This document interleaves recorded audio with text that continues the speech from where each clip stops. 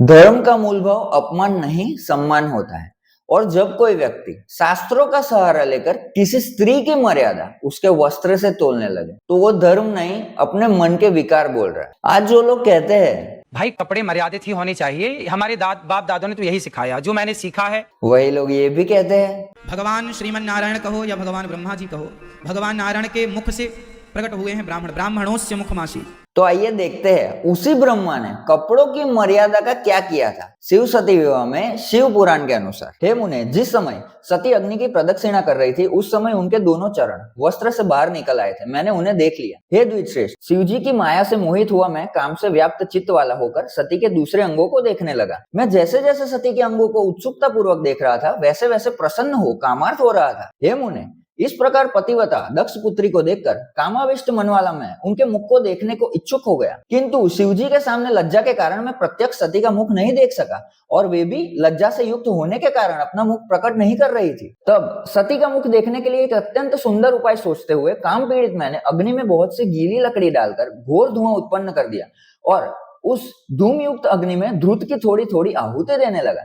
तब गीली लकड़ी से संयोग से चारों दिशाओं में घोर धुआं फैल गया। इस प्रकार धूमाधिक्य होने के फलस्वरूप वेदी के चारों ओर अंधकार ही अंधकार हो गया। तब अनेक प्रकार की लीला करने वाले प्रभु महेश्वर के नेत्र भी धूम से व्याकुल हो उठे और उन्होंने दोनों हाथों से अपने नेत्रों को बंद कर लिया। तत्पश्चात काम से पीड़ित मैंने प्रसन्न मन से वस्त्र हटाकर सती के मुख को देख लिया। हे पुत्र, मैं सती के मुख को बार बार देखने लगा। इस प्रकार अवश्य होकर मैं इंद्रिय विकार से युक्त हो गया। अपने को असंयमित देख सशंकित हो मैं आश्चर्य से चकित होकर मौन हो गया। ठीक है, तो मुख से उत्पन्न होने वाला ये है ब्रह्मा की बातें शिव महापुराण के अनुसार कि आखिर में वे स्वयं असंयमित हो गए। और सती माता कौन थी? तो ब्रह्मा के पुत्र दक्ष थे, उनकी बेटी थी सती। तो उनको मुंह को मतलब समझो बात को, ठीक है।